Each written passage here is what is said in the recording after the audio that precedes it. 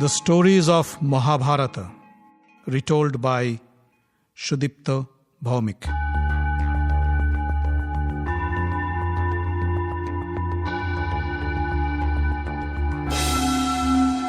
Welcome, dear friends, to another episode of The Stories of Mahabharata.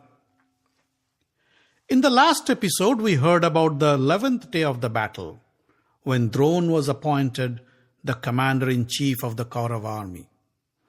Drona promised to capture Yudhishthir and deliver him to Duryodhan. But will he succeed?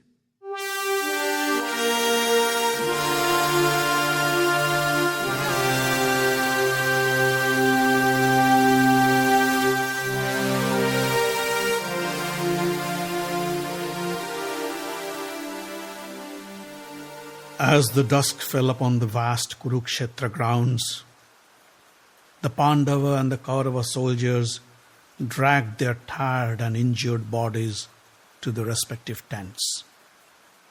A visibly frustrated Drona entered Duryodhan's tent and saw the other generals assembled around him.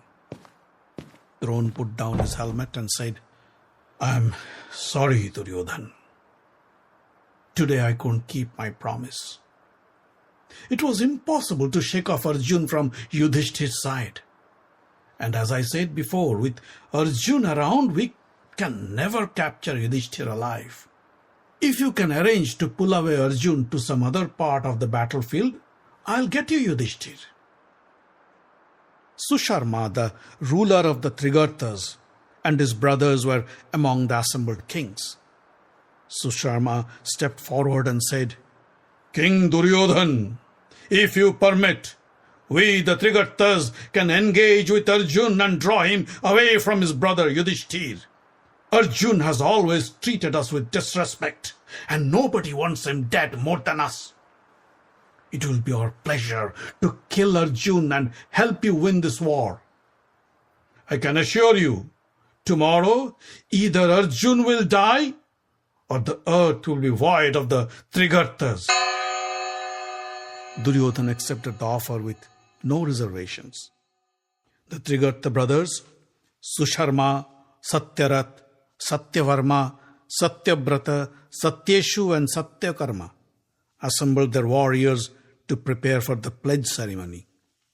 A huge sacrificial fire was lit, and the Brahmins chanted hymns from the Vedas. The Trigartas, dressed in traditional costume, stood in front of the fire with folded palms and took the solemn vow. "We, the Trigartas, solemnly pledge to kill Arjun in this holy war of Kurukshetra. If we fail, may we burn in hell for eternity." Duryodhan and the other Kauravas applauded them.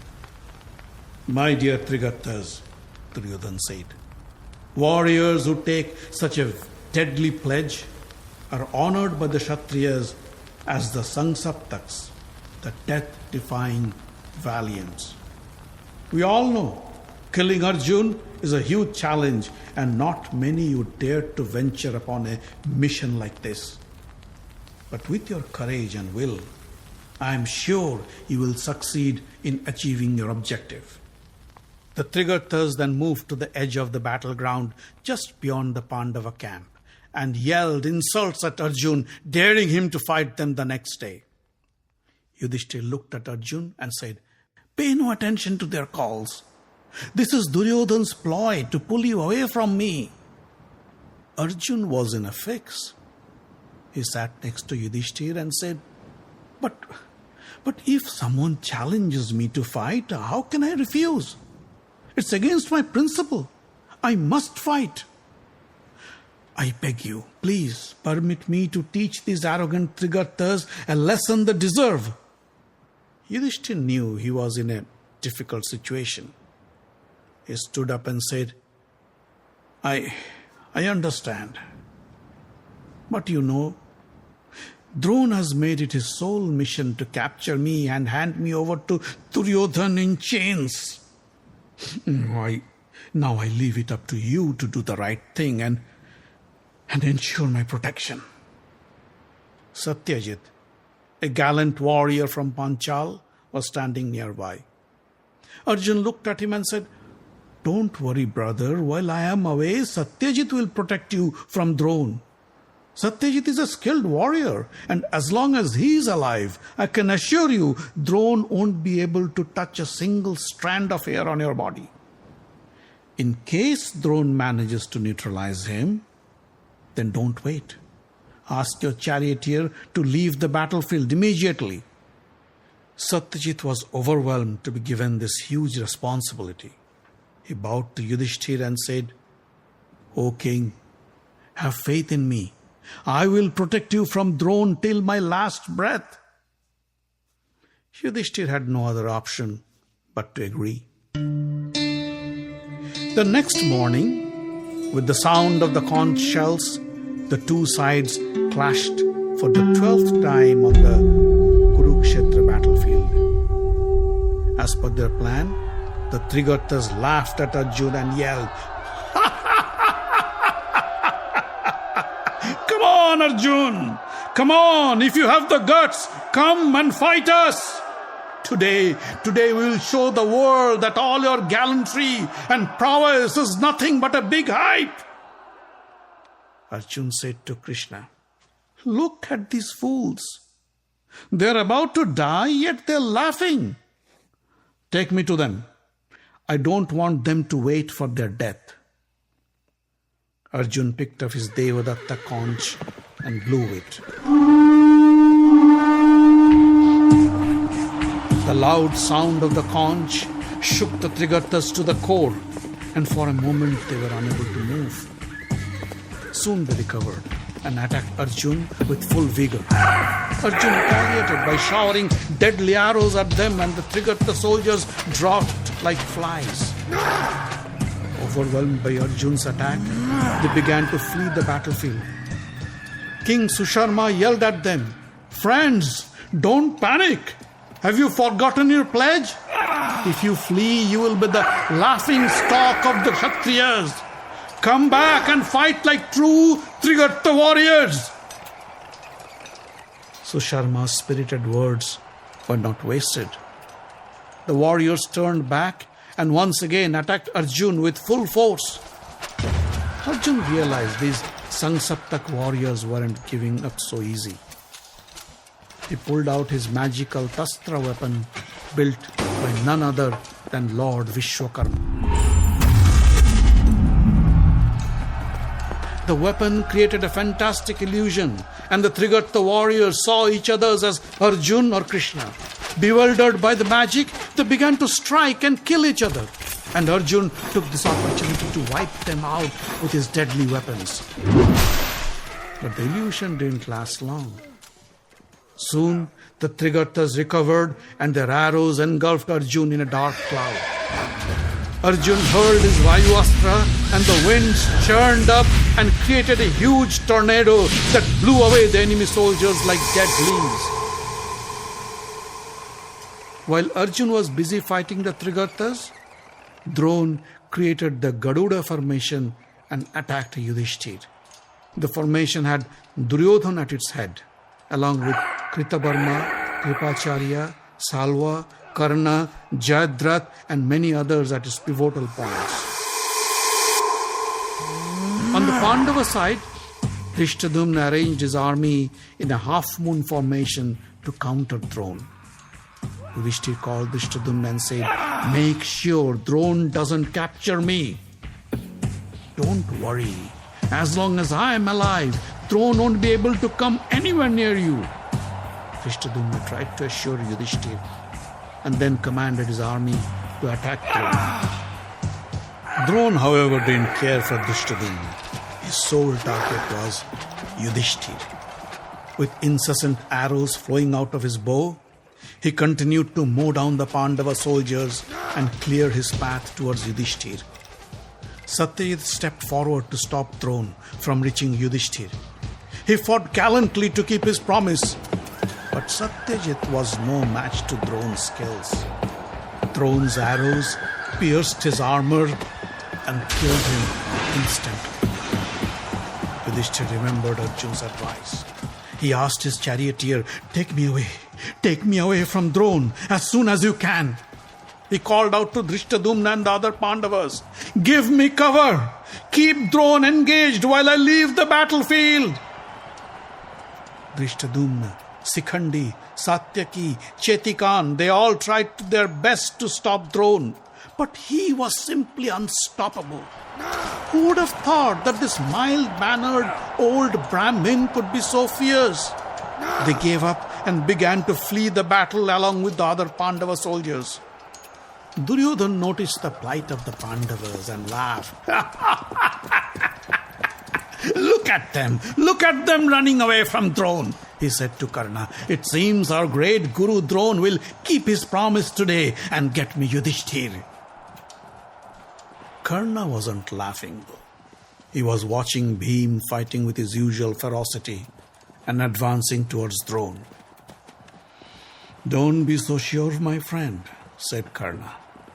As long as Bhim is alive, he won't let Drona get his catch. I suggest we should go and stand by Drona to protect him from Bhimsha's wrath. Duryodhana agreed and turned their chariots towards Drona. Bhagadatta rode his huge elephant and advanced towards Bhim, trampling and killing hundreds of Pandava soldiers on the way. The king of Darshan tried to stop him. Bhagadatta's elephant lifted him and thrashed him to the ground in an instant. The Pandava soldiers panicked and ran to save their lives. Hearing the cry of the elephant, Arjun said to Krishna, "That was Bhagadatta's elephant. That humongous beast can tolerate any weapon you throw at him. If we don't destroy that moving mountain, it will kill all our soldiers in no time. I must stop Bhagadatta and get rid of this menace." As Krishna turned his chariot towards Bhagadatta, thousands of Sangsaptak warriors followed him and hurled their choicest insults along with a volley of vicious weapons of Arjun. Arjun knew the Sangsaptaks are trying to keep him away from Yudhishthir. He decided to get rid of this nuisance right away and then take care of Bhagadatta. He pulled out his deadly Brahmastra and shot it at the Sangsaptaks. The weapon exploded with a huge bang and in an instant killed almost all the Sangsaptaks. The ones who survived ran away as fast as they could. Arjun then proceeded to attack and stop Bhagadatta and his elephant. Soon Arjun's chariot reached Bhagadatta. Bhagadatta turned his elephant to face Arjun. Krishna took advantage of the elephant's slow move and turned the chariot to the south of the moving beam. "No, Krishna," said Arjun, "I don't want to fight Bhagadatta from behind. Take me to his side." Krishna pulled up the chariot parallel to Bhagadatta. With a swift volley of arrows, Arjun destroyed the elephant's army. He then shot some of the most powerful weapons he had at the elephant, but the beast didn't budge. It screamed and turned to attack Arjun's chariot. Bhagadatta was waiting for this moment. Just when he had Arjun in clear sight, he pulled out his Vaishnavastra, the lethal weapon of Lord Vishnu, and aimed it at Arjun. He engaged the weapon on his bow, uttered the secret mantra to activate it, and shot it at Arjun. Like a lightning bolt, the weapon left Bhagadatta's bow and zoomed towards Arjun. Before the weapon could strike, Krishna stood up to guard Arjun. The weapon struck Krishna's chest and instantly transformed into a majestic necklace on his neck. Arjun was shocked. "Why did you do this?" he asked. "You promised not to participate in the battle and now you are violating your promise for my sake. Why?" Krishna smiled and said, "This weapon, Vaishnavastra, is one of the deadliest weapons and no mortal can survive its strike. If it had hit you, you would have been dead for sure. It was I, in my divine self, who had given this weapon to Narakasur as a gift, which in turn was given to Bhagadatta. Bhagadatta held on to this weapon only to kill you. I can't let that happen. So I had to take back my weapon. Now, Bhagadatta has nothing left to protect himself. Go ahead, kill him and fulfill your duty.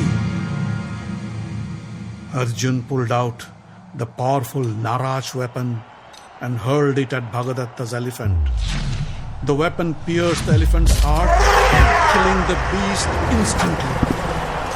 As the elephant crashed to the ground, Bhagadatta jumped off and tried to run away. But before he could move, a half-moon arrow from Arjun struck his chest and killed him. In the meantime, Drona and his son Aswathama were wreaking havoc amongst the Pandava warriors. Drishtadumna, Bhim, Satyaki and the other Pandava stalwarts failed to control their onslaught. And when Karna and Duryodhan joined hands with Drona, things turned from bad to worse. Just then, Arjun and Krishna arrived at the scene of the battle. The incessant flow of arrows from Arjun overwhelmed Drona's warriors, and they got busy trying to save themselves. Each and every shot from Drona's bows were cut down by Arjun. Karna shot his fire-belching weapon at Arjun. Arjun destroyed it in mid-air. He then killed the 3 brothers of Karna who were trying to give him cover. Inspired by Arjun, Bhim and Drishtadumna pounced back upon the Kauravas with renewed vigor.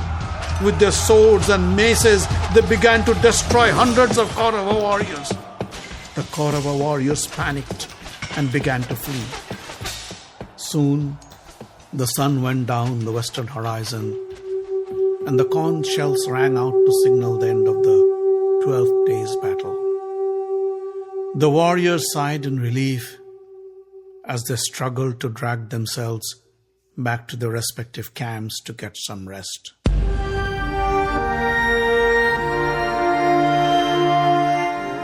The Stories of Mahabharata is written, directed and told by Shripta Bhawmik.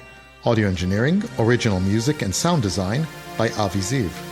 Find us online at facebook.com/Mahabharata podcast. Join the group for updates and news. Subscribe to the podcast using iTunes or any other podcast catcher. On Twitter, we are at Mahabharat Audio.